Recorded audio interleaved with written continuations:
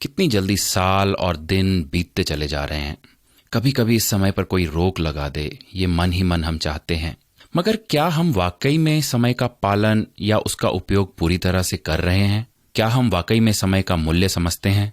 कुछ दिनों पहले मैंने विश्व प्रसिद्ध फ्रेंच उपन्यासकार मार्क लेवी का लेखन पढ़ा, जिसमें उन्होंने समय की अहमियत को अनेक लोगों के दृष्टिकोण से दर्शाया था।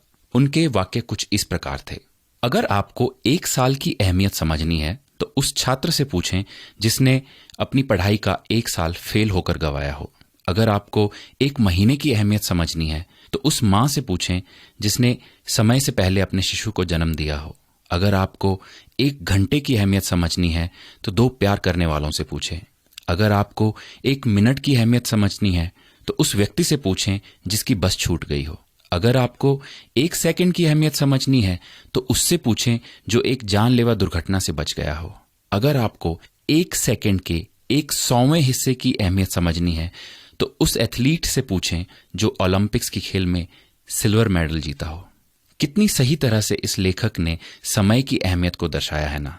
आजकल कई लोग इसी अहमियत को भूलकर अपना समय व्यर्थ कर रहे हैं। समय की कीमत को समझकर अगर हम अपने दिन और अपने काम की योजना सही तरीके से करें तो वो ना केवल हमारा बल्कि हमारे कार्यस्थल और आसपास के लोगों का भी फायदा करेगी। कितने अचंभे की बात है ना कि प्रभु परमेश्वर ने भी बिना किसी भेदभाव के सभी जनों को केवल 24 घंटा ही एक दिन में नियुक्त किया है। तो जो इन 24 घंटों का सही उपयोग करेगा, मानव समय भी उसी के पक्ष में रहेगा। तो आपने क्या निश्चय किया है?